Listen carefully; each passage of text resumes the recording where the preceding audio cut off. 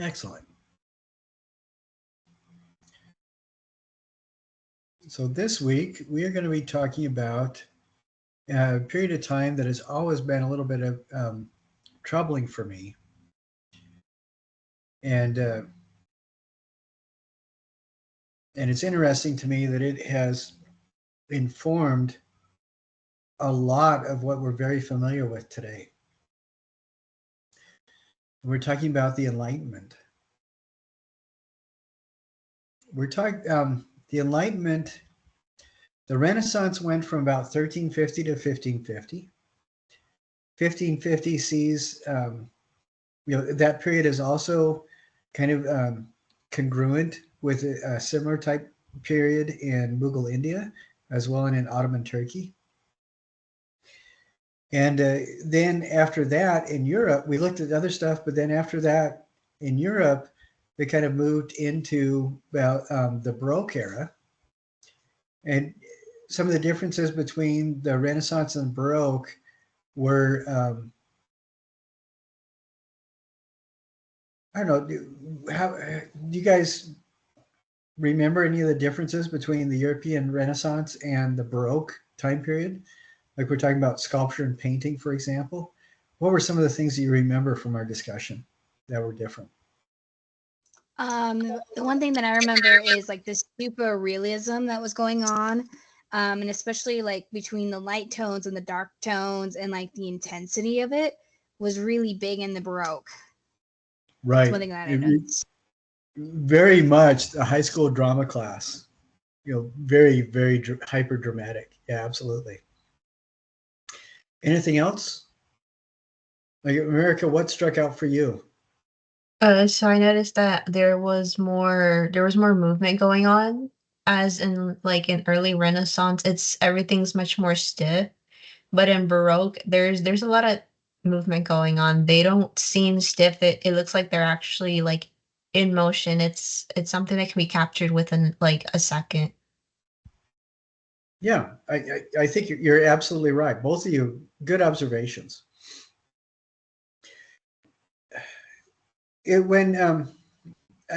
do hop around in this class because we kind of have to, because some of the societies that we look at that produce work weren't really talking to each other at the time, but or at least not that there's a lot of evidence for. But it is kind of fun for me as we are moving forward.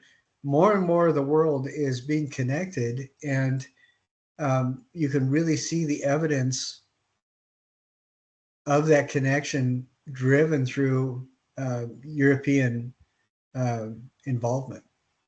And so for the rest of the semester, for the most part, we are going to look at other stuff too. But there is a pretty clear progression through European artwork, because that for our intents and purposes, that has been the most heavily documented. That's where a lot of the stuff that we look at survives. But they're not the only ones who built art. A lot of people did. However, I think that kind of perspective that we have, where it goes Renaissance, Baroque, Enlightenment, comes from the perspective that really grew during the Enlightenment era. And we're talking uh, end of the 16th century up until about 1800 is the time period we're looking at. So about 150 years, something like that. I'm sorry, did I say end of? Okay, end of the 17th century. Sorry. And so we're Baroque went from about 1550 to about 1690. And so Enlightenment is going to be about 1690 to about 1800 ish. Of course, like I said last week, it's kind of irritating if you have OCD that there isn't a standardized date. It just, and it's just kind of annoying. They should have been a lot more considerate as they were growing these different art movements. At least that's what I think. Have you guys ever heard of the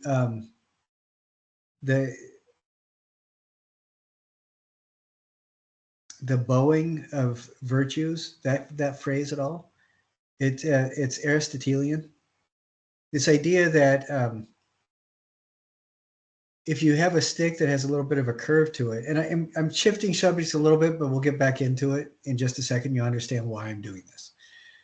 If you have a stick that has a little bit of a bend to it, a good way to make the stick straight is to get it a little bit wet and then bend it the opposite way for a time.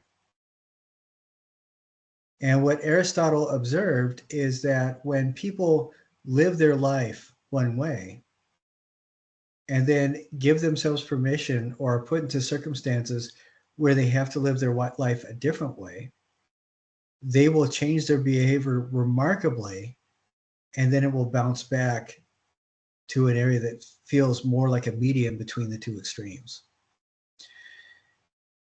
With the Renaissance being more real than real and static, and the Baroque being very hyper dramatic, curves going here and there and everywhere, everything caught in motion.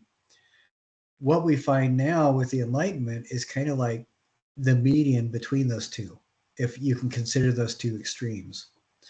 And I think that you'll see elements from both of those coming in. And it just so keep that in the back of your head as we look at this stuff, as we look at the artwork. I'm going to share my screen now.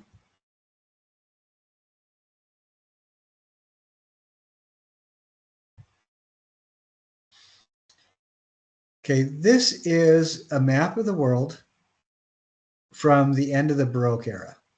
So 1696 is what this is. What are some things that you see in this map that surprises you? And can you tell me a couple of things that are missing?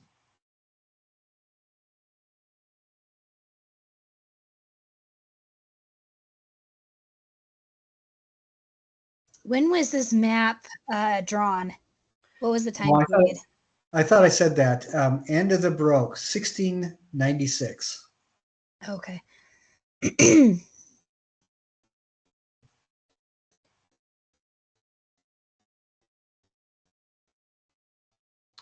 So we have South America right here, North America up to,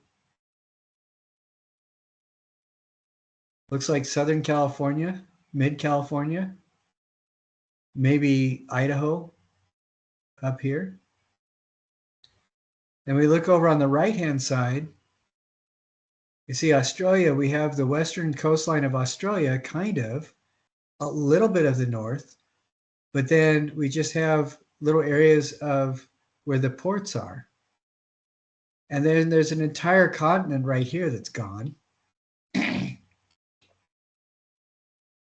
And all of Canada is pretty much missing, or most of Canada. But this is how people navigated the world at this time. This is what people thought, which I think is really interesting. And a lot of this map, like this whole side right here, was missing until about 200 years earlier. Is what happened at the end of the 1400s. That was the beginning of the age of exploration. You get Columbus proving to all his investors that he was not batshit crazy, and he could. I'm sorry, I should not have said that. Let's edit that out. If it's not edited out, I apologize to everybody in advance. But because he knew that there was land there. And as we move on, we see that there's more and more evidence that other people in Europe were aware that there was land there as well. It just hadn't been published yet.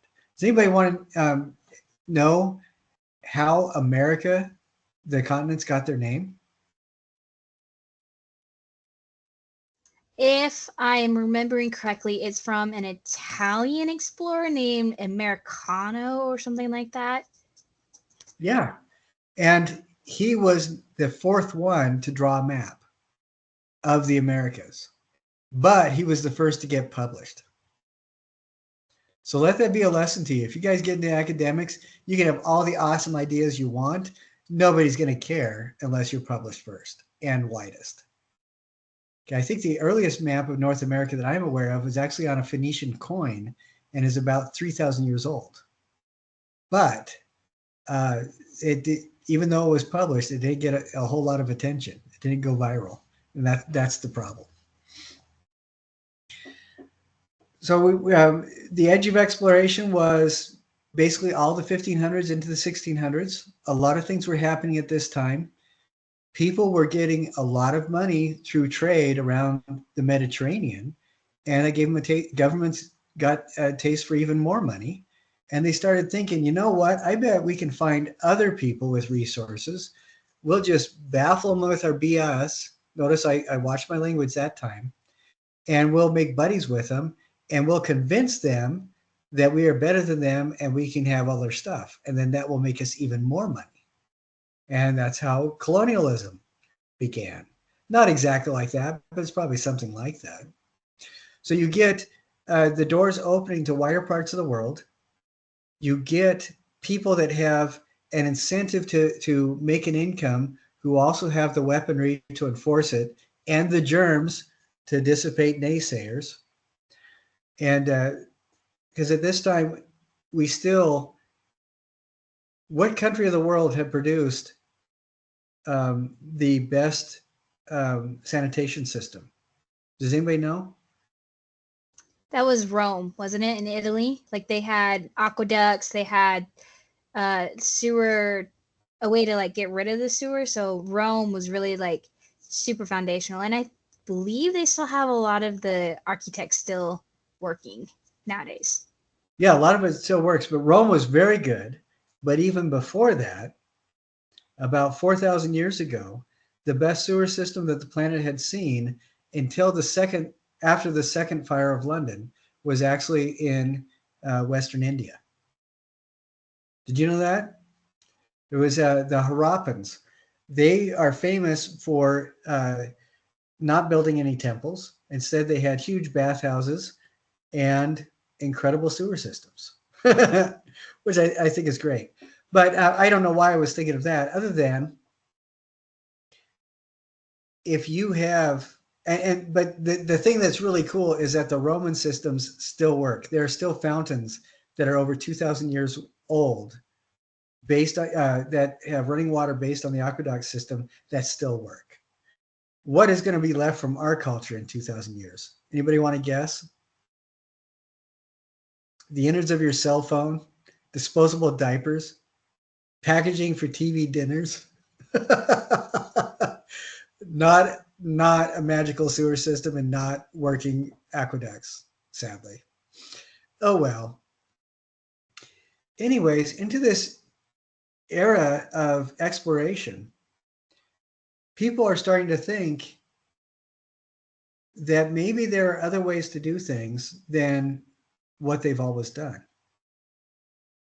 What also is happening about this time? What is important about the word Gutenberg?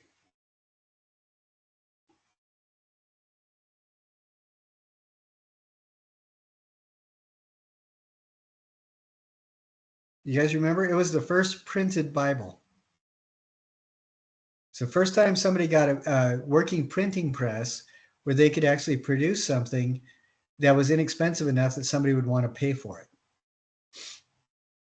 Other printing mechanisms were invented, but it was just laborious, tedious, and just not worth it. But Gutenberg got the printing press to actually work and be profitable. What that means is people are starting to question stuff. People are traveling. So when you travel, you can't help but learn. And people are able to cheaply share their ideas. So you have a really good environment for people to start thinking differently. And this is what opened the doors to the period of time called the Enlightenment. People are thinking differently. For a long time, I hated the Enlightenment period because this is also the era that gave us institutionalized slavery. And it was a slavery that was more cruel and nasty than any other kind of slavery that had been invented that we have record of. Because every culture has had something, either outright slavery or something very similar to it. However, with the colonization of the Americas, slavery was developed to the point where human beings could be, their children could be traded as commodities into the future. So this is the first time when an unborn baby became a tangible economic asset, which I think is just, it's despicable. And the Enlightenment gave us the slave Bible, which pastors in the southern United States, or the southern colonies, they wanted to remove the slaves from their religions that they had brought over from Africa. Most of them passed through.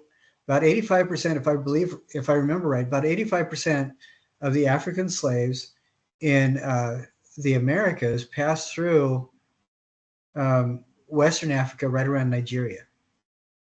And so very heavily influenced by Yoruba culture and the Orishas. So, but I'm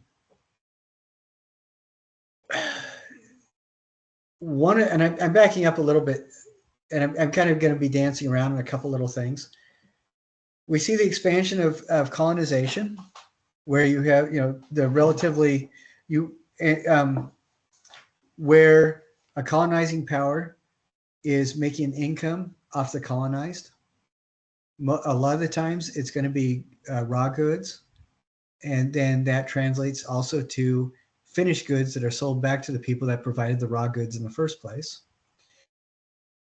And but when the colonizers come in and start inhabiting the area, it's important that they don't get off on the same foot. They don't get off on equal footing.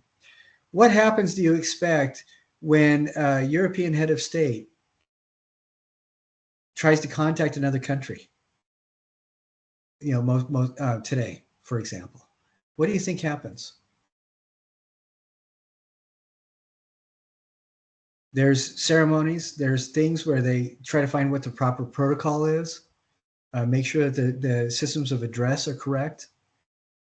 Heads of state generally, in order to avoid starting unnecessary wars, will address each other as equal heads of state, regardless of the size of the country. So a Prince of Liechtenstein, even though they only have like 17 people in the entire country, that's not true. When I was there were at least 50. But the royal family is still treated on the same level as the royal family of Denmark. However, when colonizers went to Africa and the Americas, this is when people started getting into I don't know how to say this exactly right. This is where we see the systemized use of derogatory terms to address other heads of state in order to put them off an equal footing. And then the colonizers will establish a system of navigating society in the world that the colonized have to buy into. And this is where, instead of treating the king of Manhattan as a king, or the emperor of the Dakotas as an emperor, they were treated as tribal chiefs. And instead of dealing with equal nations, the FA kingdoms were treated as tribes. And that's it. So you have, instead of kings and queens, princesses and princes, you have chiefs and chieftains. And it wasn't until, I don't know, the 80s, where in sociology they started teaching kids that these were actually nations that had been colonized instead of just tribes. It is interesting to me that you look at a map of North America, and still people refer to, instead of country boundaries, they'll still refer to as traditional territories, which is fascinating to me. There's a specifically different use of language, and during the Enlightenment, a lot of stuff was done to try to reinforce the idea that humanity needed to be removed so that the people could be subjected to colonization and used as tools instead of human beings, which I think is really, really terrible. But the Enlightenment also gave us ideas that led very quickly to throwing off shackles of that same kind of treatment, which is really interesting. You look at, you know, some of the most amazing people that we've ever seen in history, like Frederick Douglass. A lot of the things that he talked about are aspirations that he gained by reading the writings of the Enlightenment philosophers. You know, and he was a truly brilliant mind. And this is one of the things I think is frustrating for me as we look at history and context and things like that. It's not all good. It's not all bad.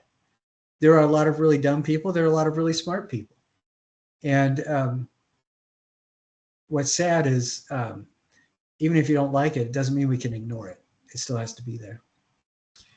Enlightenment did give us the ideas of human aspiration, the idea that everybody's created equally, or the hope that everybody believes or realizes that they're created equally, that people should be ruled by consensus as opposed to imposed fiat.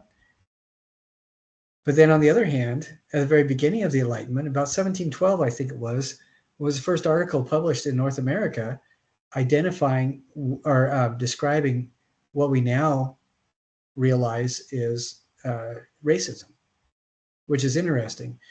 During the 17th century, so through the 1600s, a lot of African slaves were brought into the American colonies, and along with them, a lot of European slaves were brought as well.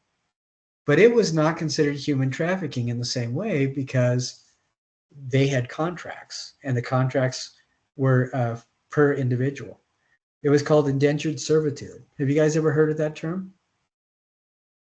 The idea was that you would put up your own service for an exchange rate that would cover the cost of your ticket and livelihood to get to the Americas.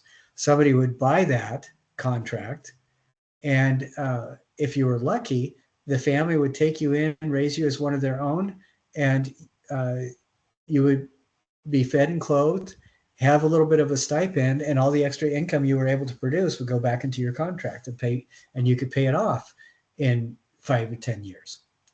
But a lot of the times what happened is that, I'm not going to say most of the time, I don't think it was most of the time, but it was enough that it was becoming a serious issue by the end of the 1600s.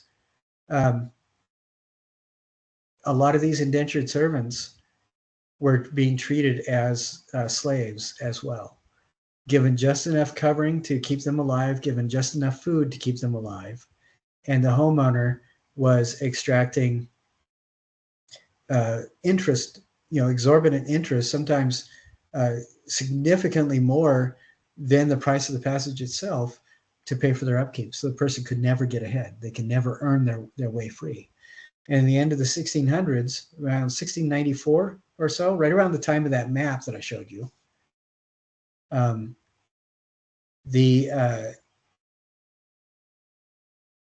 there was an uprising, I believe, and I can't remember where, I think it may have been in Virginia, where black slaves from Africa combined with white slaves from Europe, the indentured servants, to try to overthrow the system. And they were summarily put down. And a few years later, the first articles started showing up defining racism as we understand it today. Because before then, race meant something similar to clan, group, or society. So the Greek race was everybody that lived in the Grecian islands. It wasn't based on skin color necessarily. So I just think that's really, really fascinating. Anyway, I've rambled enough about that. Blah, blah, blah. And then now I want to show you a painting that I think is really fascinating.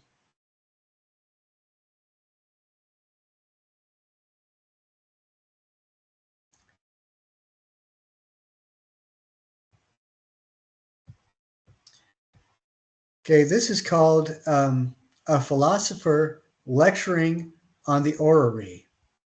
And orrery, it's a real live word. But this, I don't know, can you guys tell what these bands are and stuff like that? And these little loops and things? Do you know what that is? What does it remind you of? Doesn't it have to do with like the the path of the sun or the moon or something like that? Yeah, exactly. It is basically that solar system thing that all of us made when we were in fourth grade, pretty much. And the actual name for it is an orrery, which I remember every time I see this painting. But this is an example of what painting was like during the Age of Enlightenment. Now, do you remember when we looked at what does this have in common with the Renaissance paintings?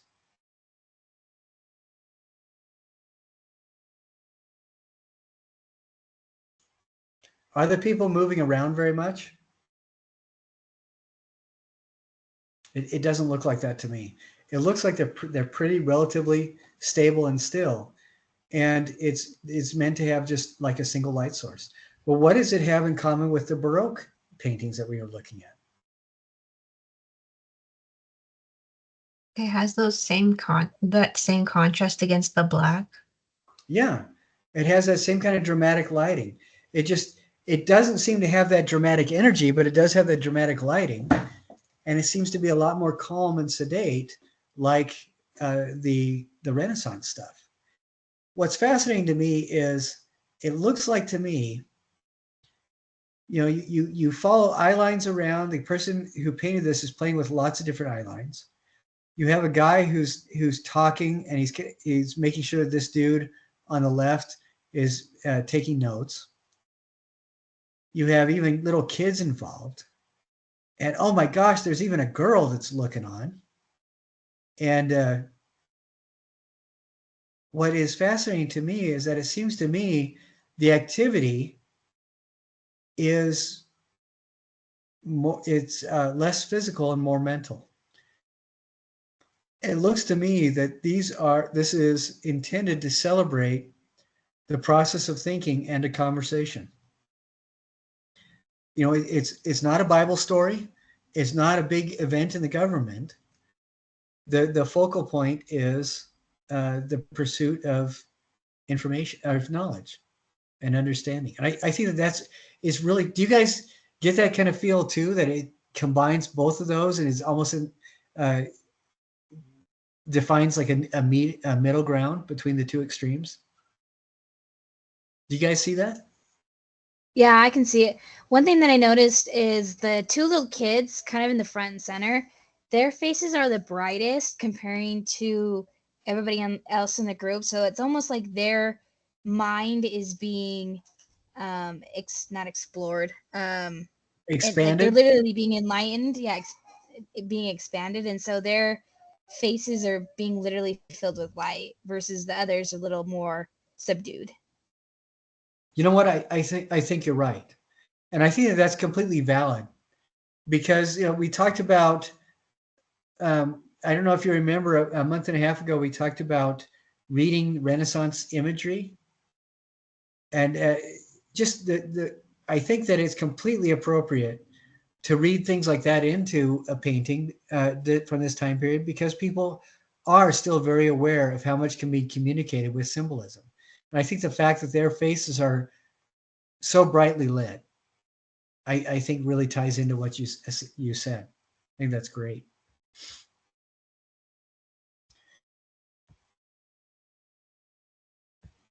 Now there's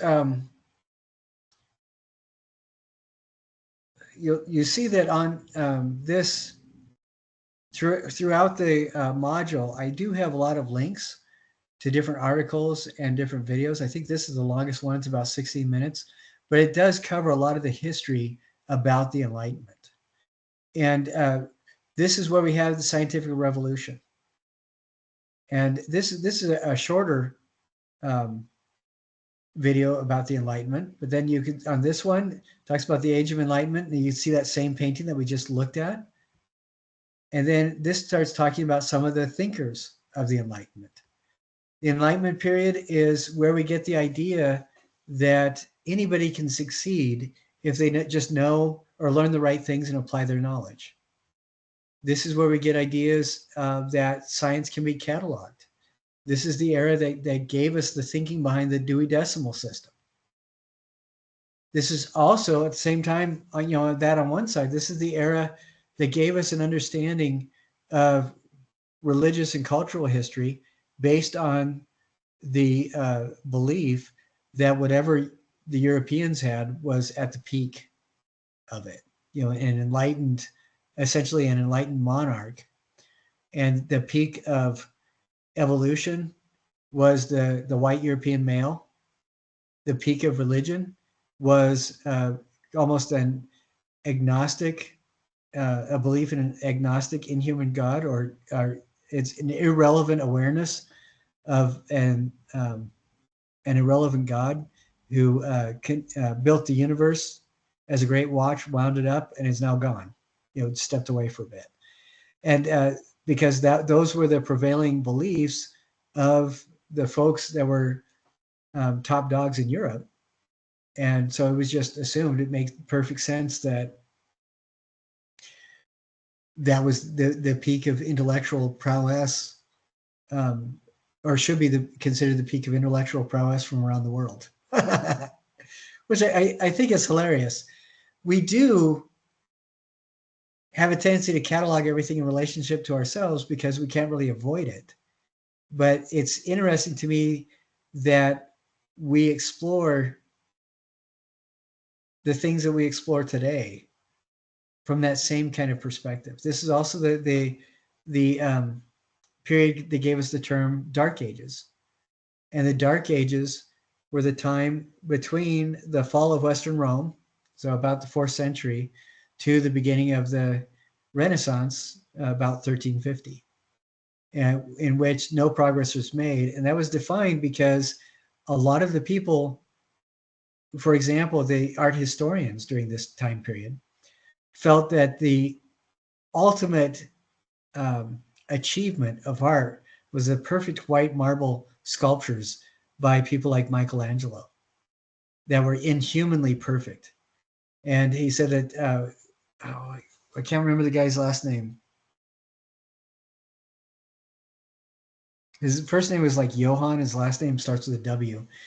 But he said that the ultimate achievement of art is the crystallization of pure white human form in sculptures like what Michelangelo did.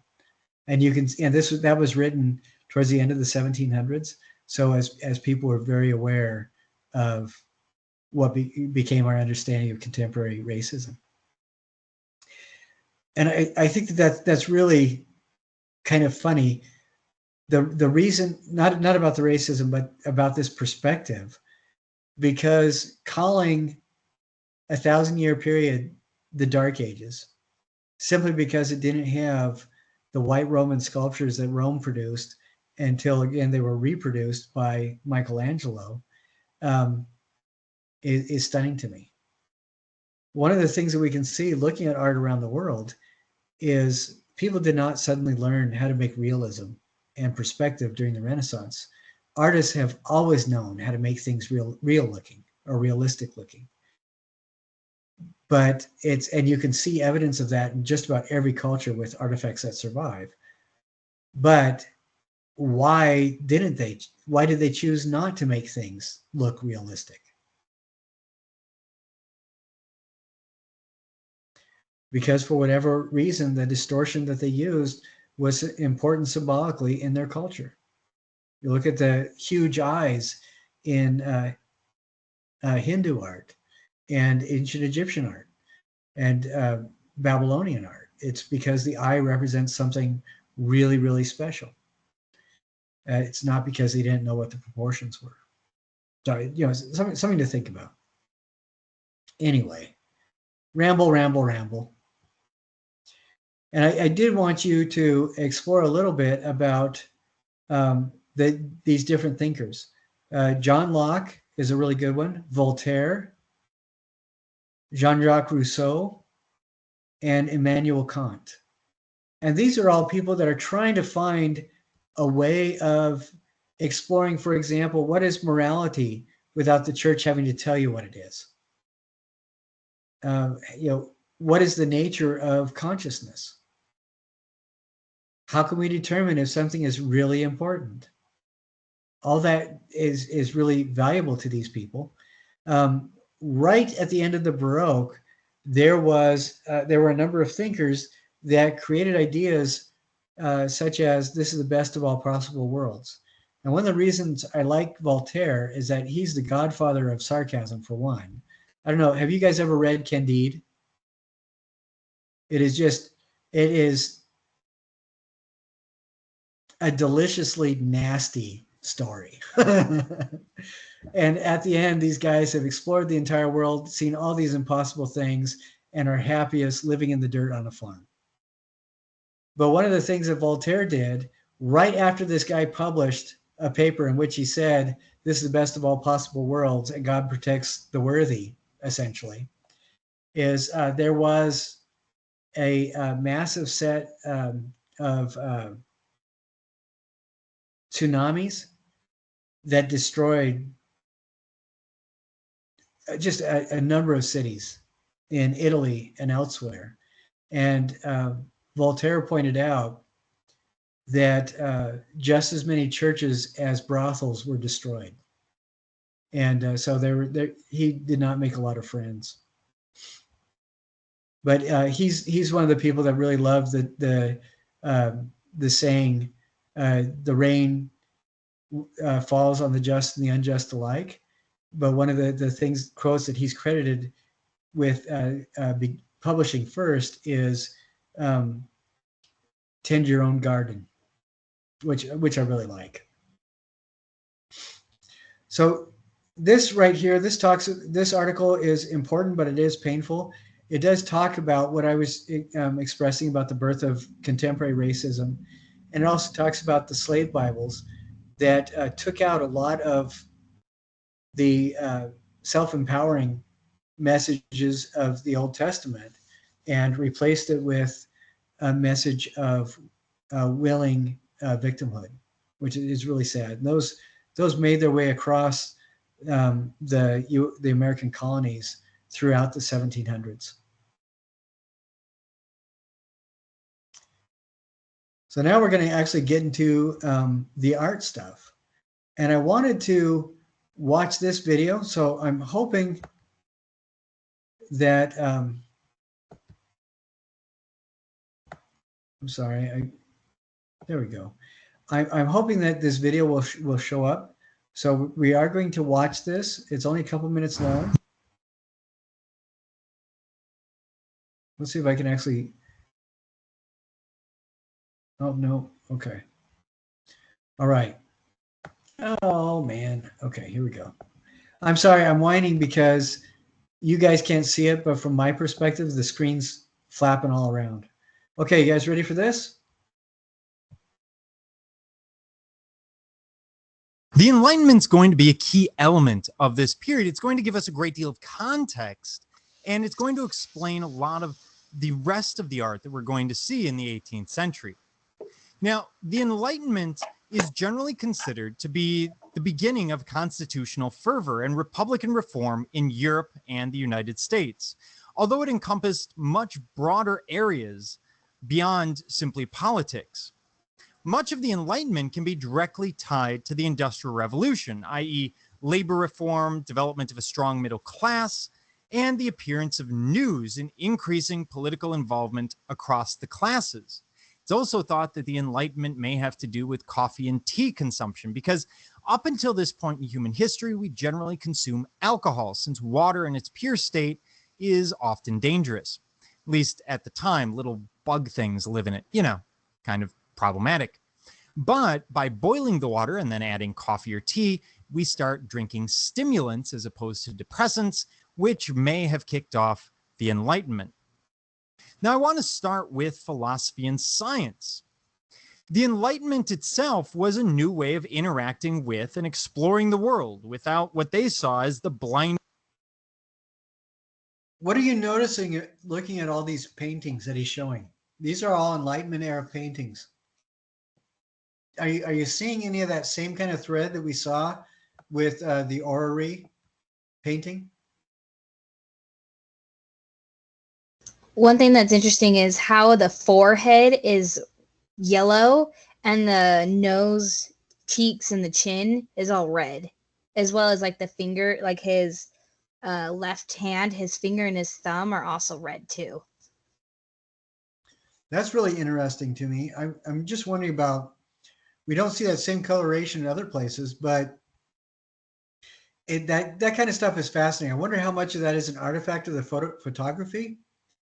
But I'd be willing to bet that when the person painted this, they were painting what they were seeing, the colors that they were seeing. So my suspicion is that this person probably wore a hat outside a lot of the time. That's just what I'm thinking. That's why he has, the red and lower face. But this is also the time you have really bad sewer systems, and people are starting to have a really awful diet. I mean, this really horrible stuff, where people are so they just aren't very healthy generally. And so when you see ruddy complexions like this and stuff like that are almost splotchy, I think that it's the artist painting what they see. But in general, so that's a good observation, Jenny. So in general, what I'm seeing with these kind of paintings is, it seems to me that they're almost like monumental depictions or celebratory depictions of people and ideas, as opposed to like special events, like biblical stories and things like that. That's interesting to me. And as we go on, when you see the portraits, what's fascinating to me is that even though religion was considered just a little bit primitive, a lot of these thinkers, their portraits have, the light is coming down at an angle from above them, like God giving them wisdom, which I just think is really, so see if you notice that on some of these other paintings. Okay, back to the scheduled program. Of religion. All teachings and assertions were questioned, primarily using the scientific method, which you learned at some point in grade school or high school. We have the rise of rational thinkers such as Newton and John Locke, who believed that knowledge from sense, not from on high, was the most important. In other words, we must observe the universe. If you can't observe it, it's not real.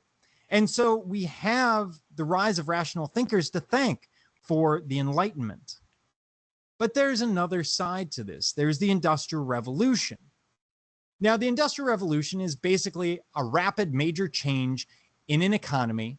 And we're going to see this as early as the mid 18th century, the mid 1700s in England, and moving from there, generally marked by general introduction of power-driven machinery or a change in the prevailing types and methods of using such machines.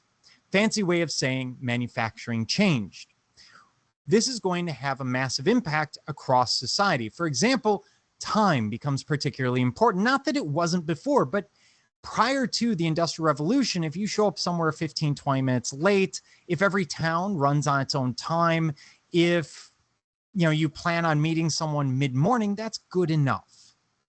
But in the Industrial Revolution, suddenly I need shift workers at the factory at 6 a.m. so that they can let go the third shift workers that are desperate to go home.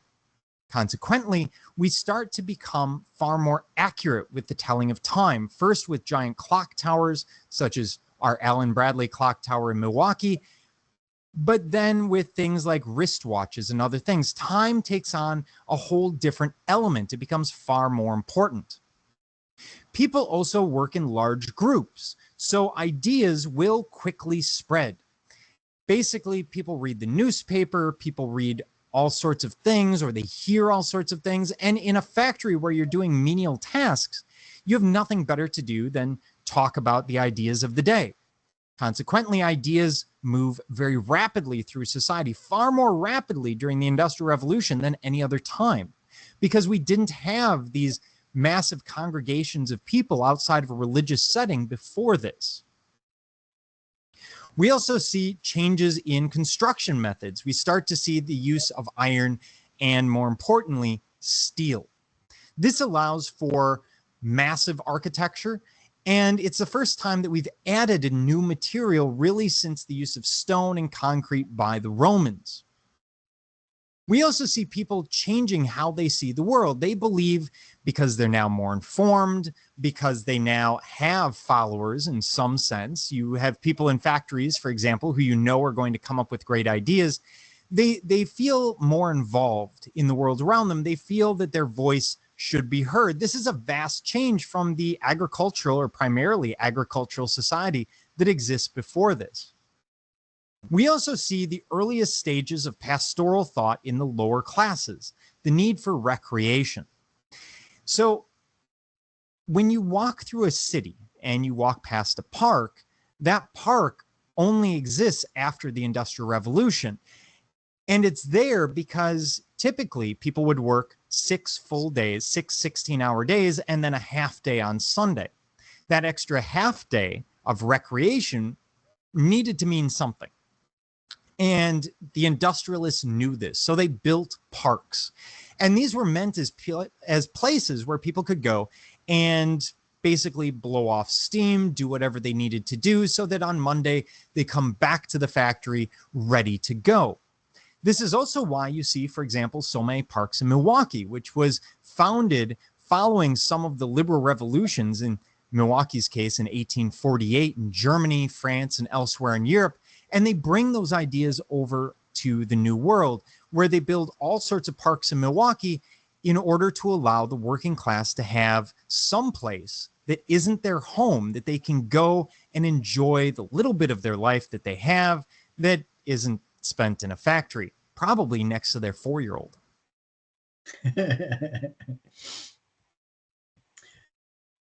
That was oddly specific. So, and it's, I want to, what we're going to do is look at paintings, sculpture, and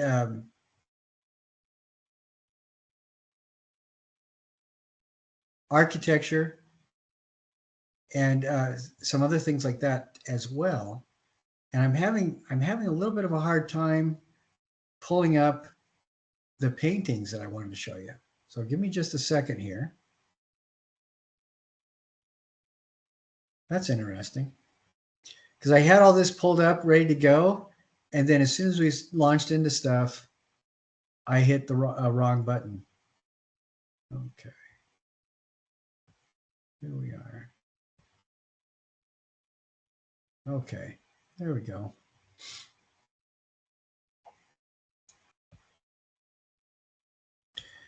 Look at these paintings. Again, we talked a little bit about what the differences, or the two extremes, were with the Renaissance and the Baroque. And this is what we just watched, where he's kind of, teeing everything up. And then we can start looking at the actual artwork. And I want you to watch each of those videos. I think they're all about a minute and a half long, 3 minutes maybe. This is the kind of stuff that we're seeing with the Enlightenment. And these are going to be, 1793, 1787. So we're looking at about the time of the American Revolution, the French Revolution, those kinds of political changes. And again, the political changes happened because of the inspirational thoughts that came from the last 100 years of people thinking, where they were talking about, we shouldn't be ruled by the whims of a king or a queen. We should have something of self-determination. We should have a right to be treated as a human being. And what's interesting to me is you look at these, some of these are really famous, like the Oath of the Horatii. This was used as an inspirational image for the French Revolution. The idea that instead of pledging their allegiance to one person, these swords, their allegiance to the swords, represent their allegiance to, in this case, Rome as an institution and not to a singular individual. So the idea that government should be decentralized away from cult of personality. Some of the other things I'm seeing here is we do have some of that dramatic lighting. We do have some of the stuff going in the background, but this reminds me quite a bit more of the kind of layout that we saw in some of those Baroque paintings. They look to me like a lot of that, but for the most part, they don't have the physical energy that a lot of those Baroque paintings did. You know, it feels like this one reminds me of that Renaissance painting we saw called the School of Athens, where everybody's just standing around. Are you guys seeing some of this as well? Okay. And then here's Angelica Kaufman.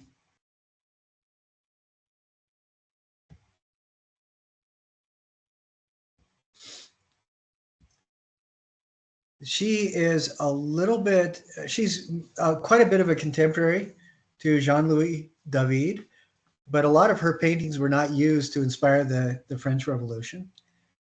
For me, it seems to me that, you know, she has the same kind of almost stationary form that we saw in the Renaissance, with a lot of stuff going on that we saw with the Baroque. And it's interesting to me, the subject matters that she chose to portray. It's a little bit different, but you still get like this woman who's embroidering. You still have that shaft of light coming from the above, you know, a single source of light coming from above.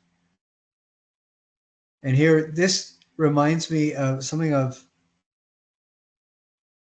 like the Rembrandt's portrait of the Tapestry Guild or the Upholstery Guild, where several people are sitting around a room and it looks like you're almost interrupting a conversation. Some very, very interesting things. We also I have a question. Yes. When did women start becoming pretty well known in like painting wise, like Angelica Kaufman? Like when when did women really start becoming their own artists? Does that make sense? Yeah, and that's interesting to me because one of the things that has also happened throughout history is people in charge destroy records or choose to recover records that are important to them. You know, they're the ones that make the choice as to what remains published. I think that's it was kind of a sardonic quote from Winston Churchill, which, you know, essentially the victors are the ones who make the history because they're the ones who get published. And throughout history, there have always been women painters, women sculptors.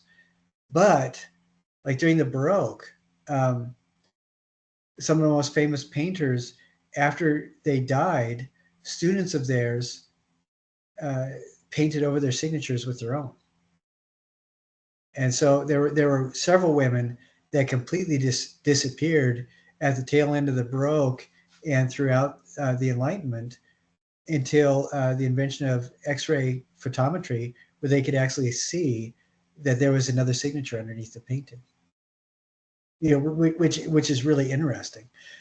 And there's an emerging picture that comes out while the women were alive, and for the people in her social circle and the people aware of her, she did quite well. But as soon as she stopped producing, then for whatever reason, it wasn't so important anymore. And it wasn't because they were a novelty. You know, these women were masters of their craft. And I think it was more people were not aware of the generational wealth aspect of art collecting like we are today. You know, and that's just my personal supposition.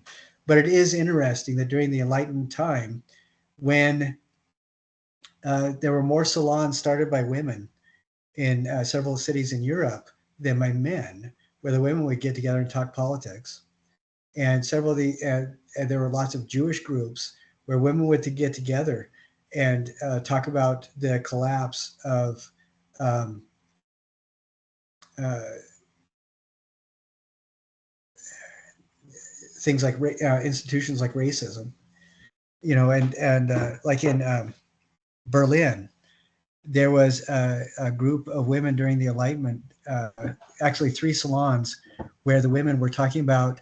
It looked like very quickly Germany would stop being so institutionally racist against Jews, and that was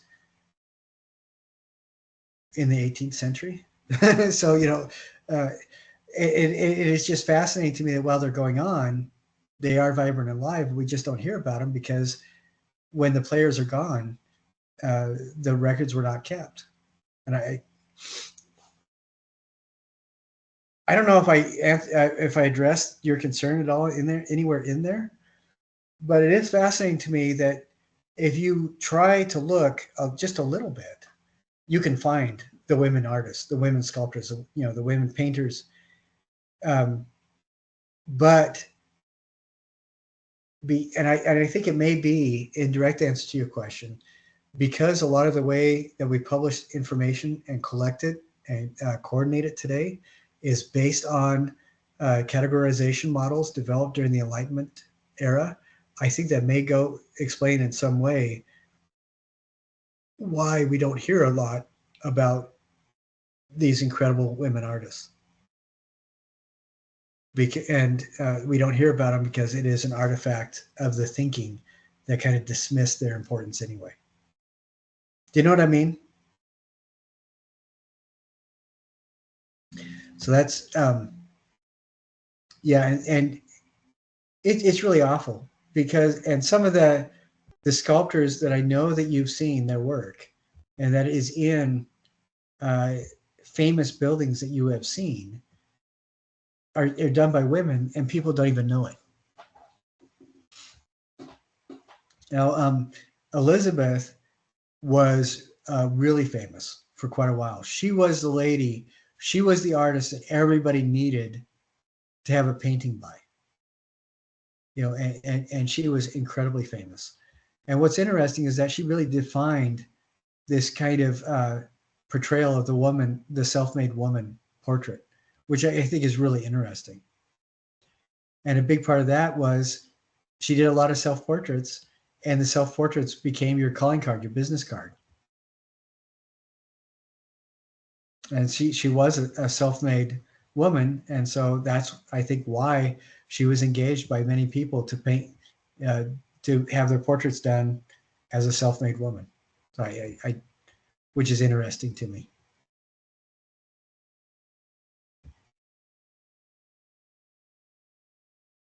And all of these links are in the module. So please feel free to go through and visit as many of them as you can. I don't know why this picture isn't loading, but it looks like to me that Elizabeth, the artist that we just saw, was influenced by this artist, because I could see some of the same portrayal, the same way that the model is set in Elizabeth's paintings, which I think is really interesting. So these artists did know of each other, and they were familiar with each other's works. They did kind of communicate with each other. And still, with the Enlightenment era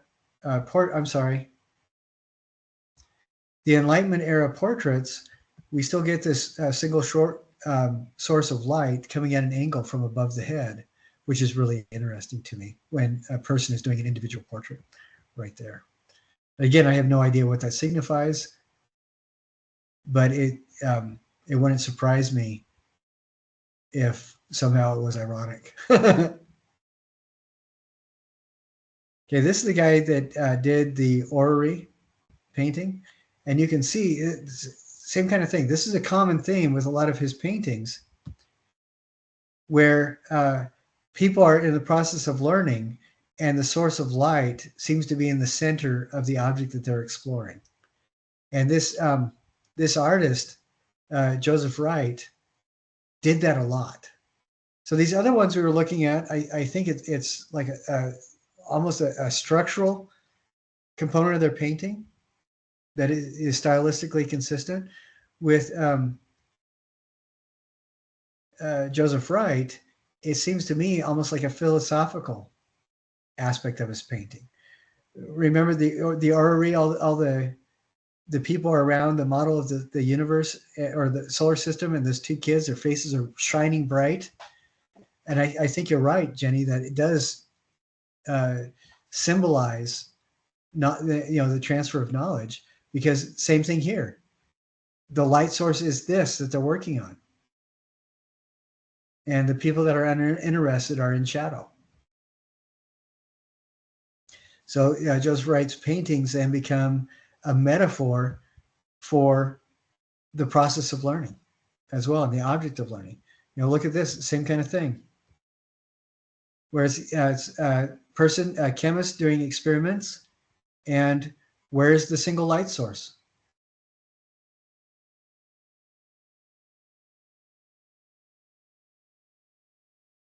It's the chemistry set. Yeah. That's really fascinating to me.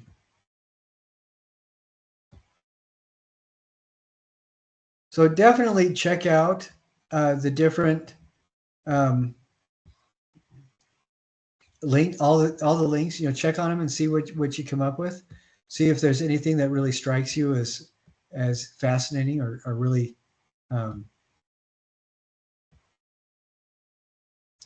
that you really connect to. The next thing I want to talk a little bit about is Enlightenment sculpture. The Greeks and Romans did a lot of stuff that kind of helped us develop our perspective on realism today. And a big part of that was carried over into the Renaissance with the realistic portrayals of static people. And then in the Baroque, we saw that more movement, like with Bernini's David in the Slingshot. There's a lot of movement, all these wrapping diagonals and everything like that. And when we saw that throne for the Pope or for the bishop, it was again all the activity and everything like that. And I think what's interesting is that as we start looking at these sculptors, they I'm convinced that we can find some of the same kind of stuff, that balance in between, like we do with the balance in between the Renaissance and Baroque painting that we see with the Enlightenment era painting. So I'm going to share this instead. So this is Houdin, his sculpture. And look at this. This is where we get that kind of classic pose that we think every hero sculpture needs to be in today, where somebody is stationary and very still. What's interesting to me is what I see is a lot of the realism that the Renaissance and Baroque had, with a little bit more of an emphasis on the real realism that the Baroque had, as opposed to the idealized realism of the Renaissance. But we still get this very stoic thinker as hero kind of pose, which I think is really interesting. This reminds me of that one Baroque bust that we saw with the guy with the beard who was turning, except here Benjamin Franklin is a lot more stationary.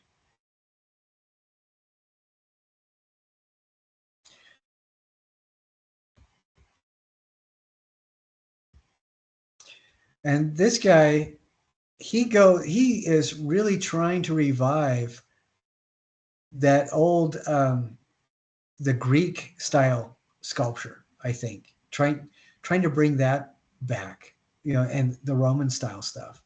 And what's interesting to me is he doesn't have that kind of gritty realism that I see trying to make its way through with this guy's stuff.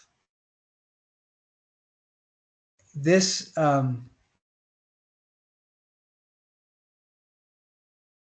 the figures are relatable, but it's what's interesting to me is that there's a lot more movement than you do see in like the classical Greek sculpture. This kind of thing, it is Enlightenment era work, but what's interesting to me is that this is also considered neoclassicism, which is a revival of I'm sorry, I was talking about this window. It's called neoclassicism because a lot of Enlightenment sculptors, and you can see this here, were trying to use their contemporary perspective to revisit Greek and Roman or classical themes.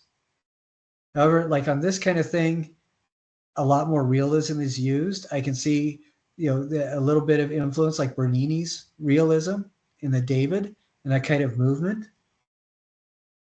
But you also have, it's not moving as much. It doesn't fit quite with the sculpture with the Renaissance. It has flavors of sculpture from Baroque, but it starts becoming its own thing.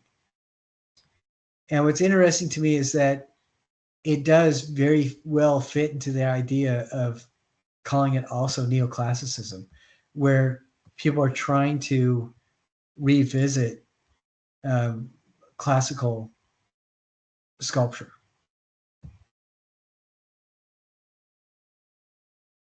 Now, this guy did both paintings and sculptures. This is very much revisiting a Greek sculpture, it looks like. This is done in that same kind of style as well. And then we also get this with this portrait of a general that, again, fits solidly into that idea of the Enlightenment portrait of, almost the thinker is hero kind of thing. Are you guys seeing any of what I'm seeing, or you think I'm just shooting it out of my ear?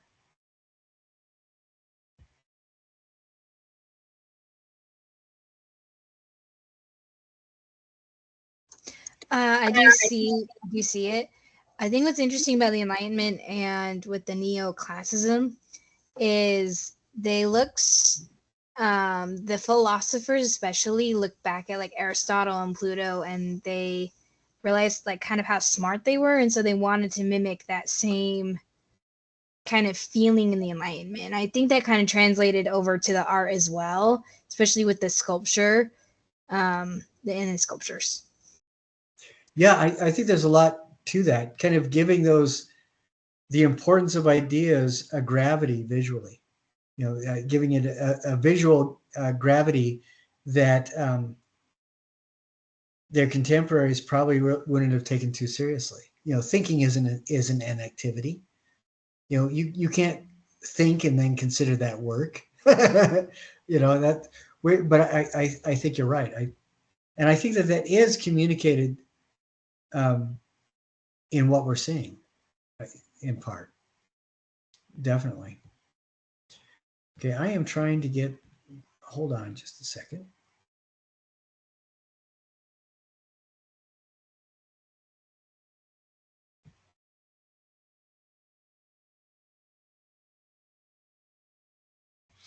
Okay.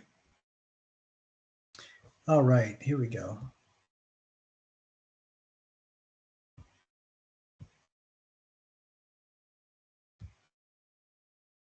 Now here we start getting into Enlightenment architecture.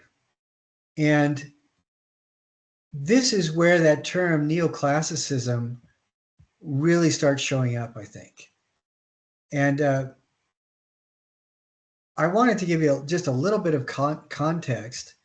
Towards the tail end of the Baroque, do you remember we were looking at some of the buildings last week that just had gold filigree everywhere?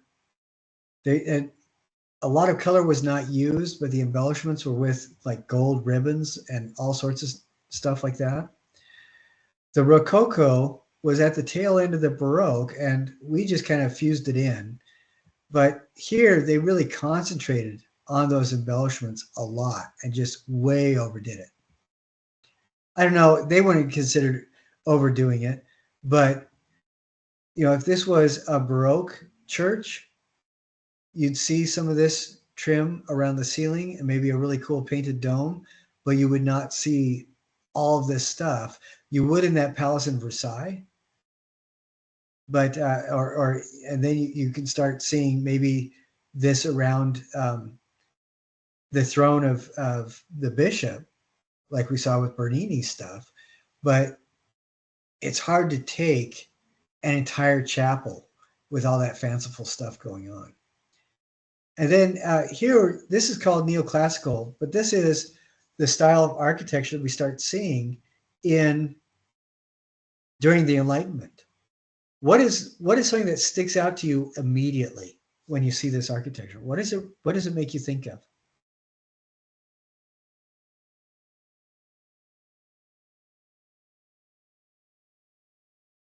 Like especially the building on the right.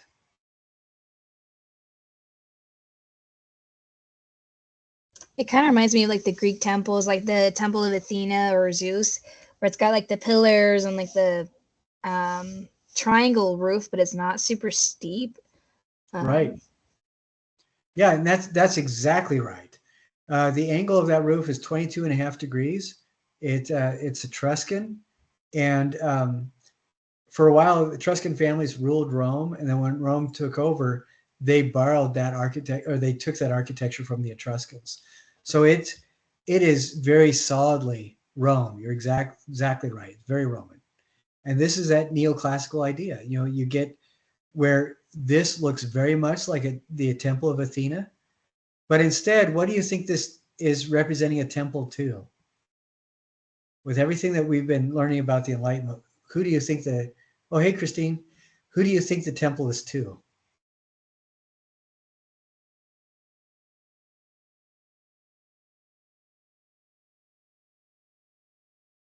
It is definitely not going to be an anthropomorphized God. That is for sure. In the Enlightenment, this kind of temple structure is going to be something that celebrates self-determinism or intellectual achievement. You know, the power of science over superstition, these kinds of things. And what's interesting to me is you can see, yeah, you know, you can't really see what the frieze is, but the frieze is going to be something that's very secular and historical. What's interesting to me is right here on the side, there's very little embellishment, just stuff up here. And that kind of reminds me a little bit about the Baroque. What turns this into something that is very neoclassical and enlightened, or from the Enlightenment era, is this kind of dome. What does this remind you of? And there's at least one of them in every state in the continent. It makes me think of that dome just in the middle of Salt Lake. Every important governmental building. And it's fascinating because these are designed to be temples revisited, and they are designed to be temples to give that gravity to scientific thought and determinism and rational thinking. Yeah, what I think is interesting is here in the United States, like the Supreme Court building. I know it's a little not. I don't think it was built in the Enlightenment period necessarily, but the Supreme Court building has that same architecture of the Roman, that Roman architecture, kind of like what you're saying about like the Temple of Enlightenment or knowledge. Yeah, and there's a very specific reason for that, and that reason is they're celebrating that, you know, the government or the Supreme Court or whatever it is over superstition, and it's or education or scientific progress or whatever it is. These the temples that are built today. I'm sorry, not temples. The buildings that are built today to house those kinds of institutions, a lot of them, if not all of them, are informed at least significantly by this kind of neoclassicism that emerged during the Enlightenment for the very same reason. You know, we as a Western culture still holds a connection to the belief that Greek and Roman society represented a spot of clarity in the miserable unconscious sewage of human evolution. And somehow that kind of building, this neoclassical building, helps us to at least try to act like we respect these institutions a little bit more. The White House has this same kind of neoclassical structure. And I believe the White House wasn't built until, the one that we see, I think, wasn't built until the 19th century. So it was after the Age of Enlightenment, but it was built to model that same thing. And definitely Utah Courthouse, Utah State Capitol building was not built during the Age of Enlightenment, but it was built very specifically to model that same kind of neoclassicism. So yeah, very, very interesting. And these are structures that are not meant to be governmental buildings. But it's interesting to me that they still have that kind of feel. You still have that kind of arch. You still have that kind of reference to that Roman style roof line. And it still feels kind of temple-y, for lack of a better term. And I believe Monticello was designed actually by Thomas Jefferson. Yeah, he was an architect. And it's interesting to me, you get that same kind of feel.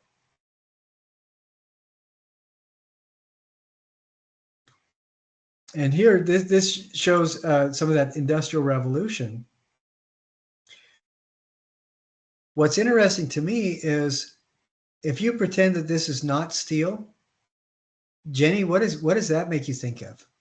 And you talked about it just like 45 minutes ago.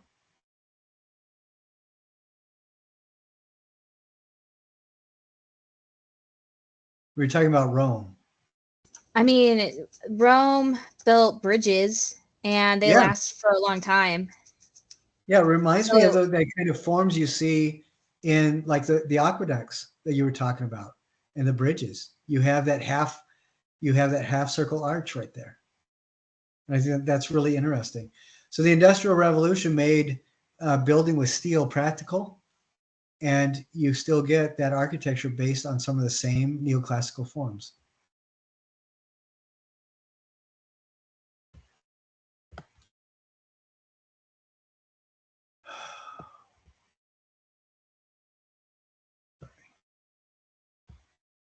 So definitely explore this.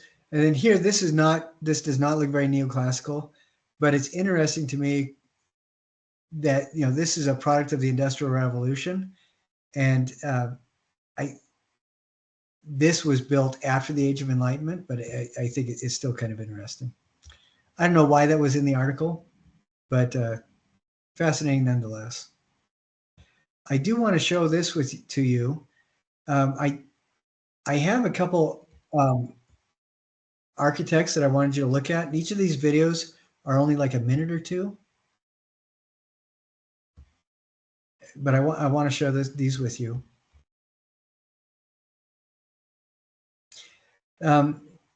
Jacques Germain Soufflot. I don't know what his name is. We'll find, if we watch this, we'll find out. Let's see how long this is. Okay, we won't watch this. But what I do want to do is show some imagery of the stuff that he designed. And this building is one of the buildings we saw earlier, and it's interesting that it is called a pantheon. What does the word pantheon mean? Anybody? It essentially means a collection of gods. It's another word similar to temple.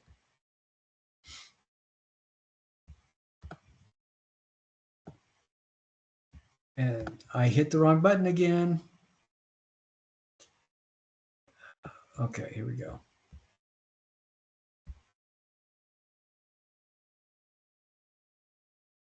So very much a product of the Age of Enlightenment. And I think some of these images are really interesting. Like this is actually from Italy, this thing on the left.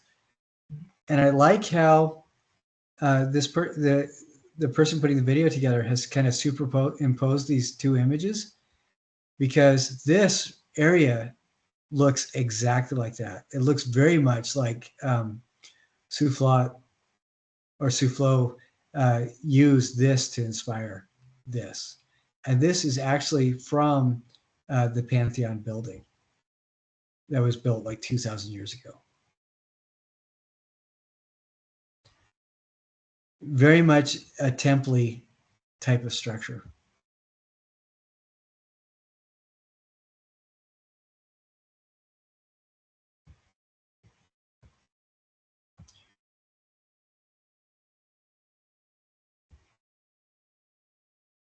And I want to show this house as well.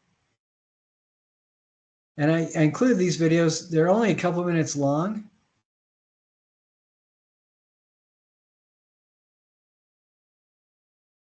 And this one is kind of fun because it walks you through the building. And one of the things that I see as you walk through the Kenwood house in this video is that it reminds me very much of the colonial era buildings that were created during the 1700s, which makes sense because it is another example of Enlightenment architecture. And then this also,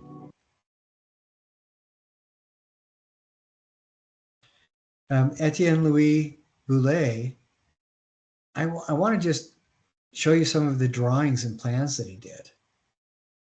These remind me very much of diagrams of like Roman structures and things like that, but he's making government buildings and factories, which I think is interesting.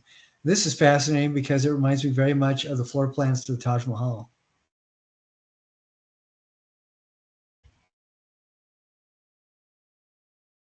Does this remind anybody of any famous building?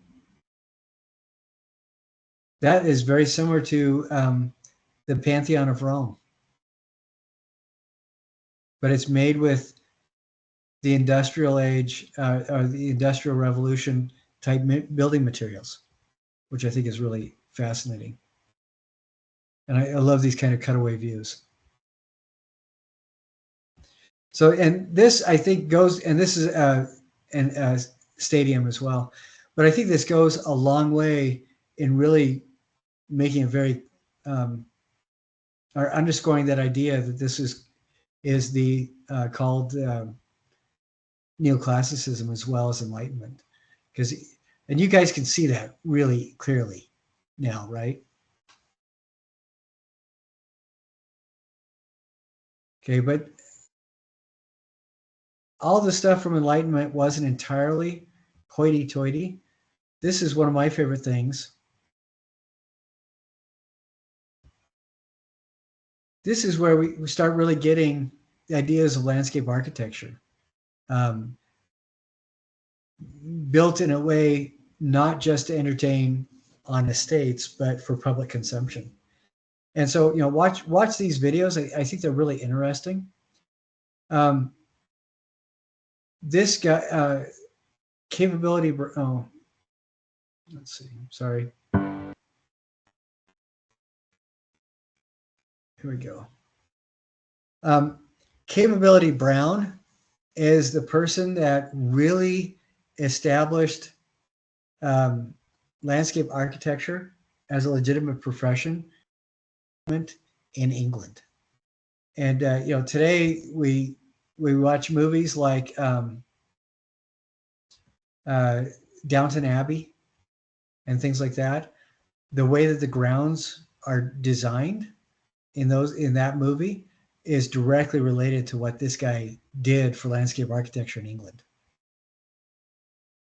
And this guy talks about it quite a bit, and I just think it's really interesting. And he did both large scale things for formal estates, but then he is the inventor of the traditional view of the English garden, you know, and this kind of a thing, which I think is fascinating. I would really like to explore how this directly relates to the Enlightenment, other than as a product of entertaining people and painlessly extracting from them their wealth after they made all their money off of colonialism.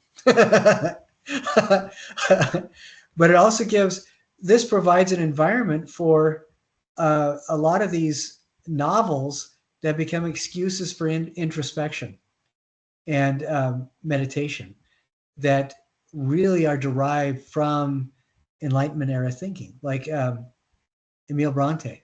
You know, a lot of those kinds of novels, that kind of Gothic romance during the 19th century, are designed to be introspective explorations that were inspired by the wealth of ideas that emerged through the Enlightenment, which I think is really fascinating.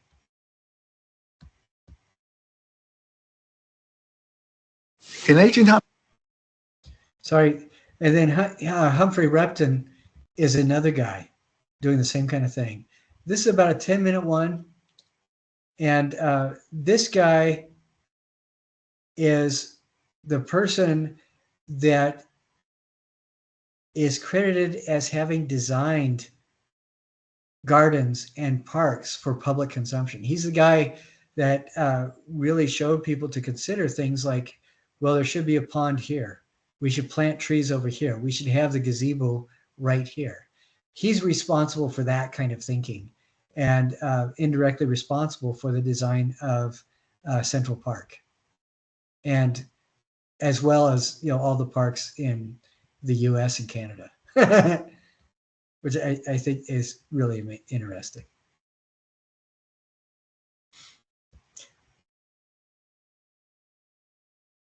All right, well, that's all I've got. I want you guys to go through, click on things that are interesting to you, explore the articles.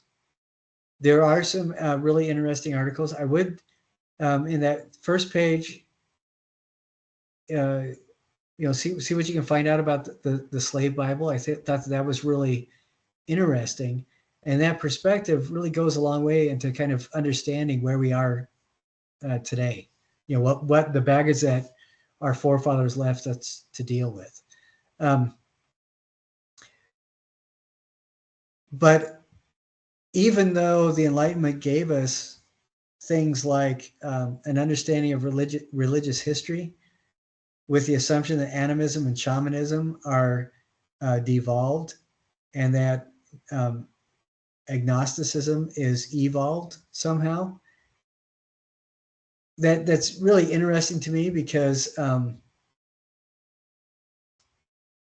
don't think things should be cataloged based on assumptions as to which is quote unquote higher order and which is lower order. But that kind of thinking has really defined how we create libraries. This is how we generate classes for a degree program. You know, it is a system of categorization. I think that the thing that frustrated me for so long is I didn't realize that whether or not we like that way of thinking, we don't have to be restricted to it.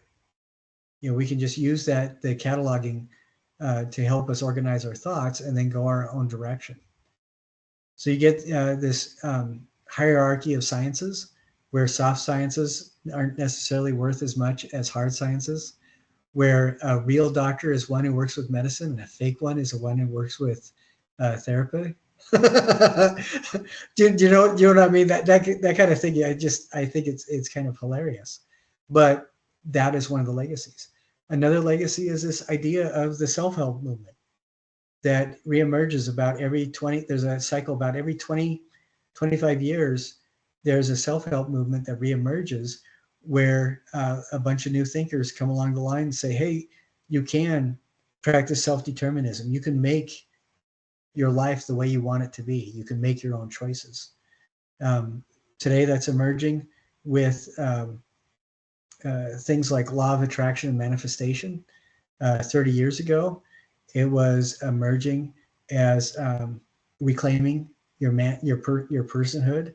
30 years before that, it was the genesis of some of the hippie movements. 30 years before, you know, it keeps cycling through. But I think the permission to actually have that that perspective where we can make ourselves into the person that we want to be is one of the happy byproducts of the Age of Enlightenment. Any last questions or comments before we separate?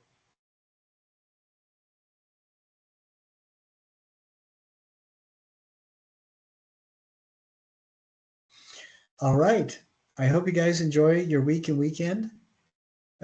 Go through, explore those links, watch the videos. I try to keep all the videos under 5 minutes, and I think most of them are only about 2 minutes long or so. The only one that I would really like you to watch is the very first one. It's 16 minutes, and it gives you a lot of background to the Age of Enlightenment. If you don't want to sit through the 16 minutes, you can go to one of the two that are immediately after it, and that'd be just fine. But try to see if you can recognize those triggers and hallmarks that differentiate Enlightenment era work from the Baroque and the Renaissance immediately preceding it. All right, guys, have fun this weekend. Have a good week, and I will see you Thursday.